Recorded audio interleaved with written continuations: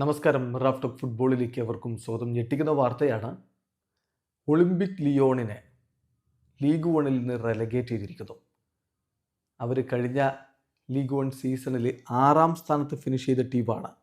34 കളി, 17 വിജയങ്ങൾ, 6 സമനിലകൾ, 11 തോൽവികൾ, 57 പോയിൻറ്റുമായിട്ട് 6ാമതായിരുന്നു. എന്നിട്ടും 18 ടീമുകൾ കളിക്കുന്ന ലീഗിൽ നിന്ന് അവർ റെലഗേറ്റ് ചെയ്യപ്പെട്ടിട്ടുണ്ടെങ്കിൽ അത് സാധാരണ കാരണം കൊണ്ടല്ല, അസാധാരണമാണ് എന്നുറപ്പാണല്ലോ.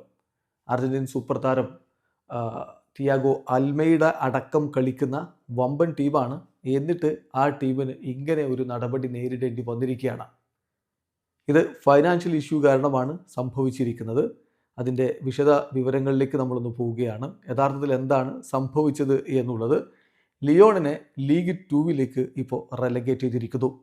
ആ തീരുമാനം എടുത്തിരിക്കുന്നത് DNCG ആണ്. അതായത് Direction National du Control de Gestion എന്ന് പറയുന്ന ഫൈനാൻഷ്യൽ റെഗുലേഷൻസ്, ഫ്രഞ്ച് പ്രൊഫഷണൽ ഫുട്ബോളിലെ ഫൈനാൻഷ്യൽ റെഗുലേഷൻസ് മോണിറ്റർ ചെയ്യുന്ന ബോഡിയാണ് ഈ ഒരു തീരുമാനമെടുത്തിരിക്കുന്നത്.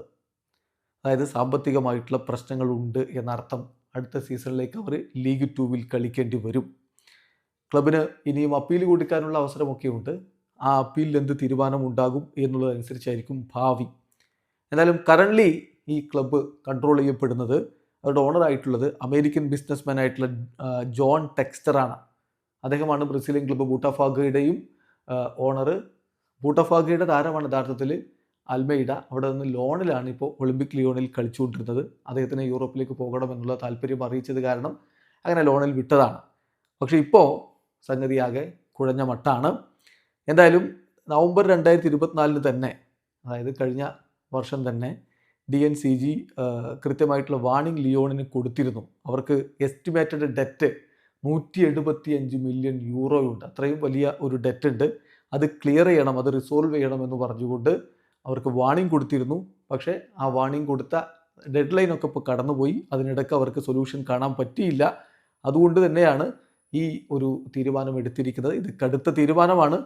എന്ത് പ്രതികരണമായിരിക്കും, എന്ത് തരത്തിലായിരിക്കും ഇനിയിപ്പോൾ ഒളിമ്പിക് ലിയോൺ ഈ പ്രശ്നം പരിഹരിക്കാൻ വേണ്ടി ചെയ്യുക എന്നുള്ളതാണ് എല്ലാവരും ഉറ്റുനോക്കുന്നത്. ലിയോണെ സംബന്ധിച്ചിടത്തോളം വളരെ വളരെ പ്രമുഖ ക്ലബ്ബാണ് ഫ്രഞ്ച് ഫുട്ബോളിൽ. ഏർലി 2000s അവർ വലിയ രൂപത്തിൽ ആധിപത്യം പുലർത്തിയിരുന്നു. 2002 മുതൽ 2008 വരെയുള്ള കാലഘട്ടത്തിൽ കൺസിക്യൂട്ടീവായിട്ട് അവർ 7 ലീഗ് 1 കിരീടങ്ങൾ സ്വന്തമാക്കുകയും ചെയ്തിരുന്നു. 5 ഫ്രഞ്ച് കപ്പുകൾ, 8 സൂപ്പർ കപ്പുകൾ, ഒരു ലീഗ് കപ്പ്. അങ്ങനെ മികച്ച രൂപത്തിൽ അവിടെ ആധിപത്യം പുലർത്തി. യുവേഫ ചാമ്പ്യൻസ് ലീഗിൽ സ്ഥിര സാന്നിധ്യമായിരുന്ന ക്ലബ്ബ്.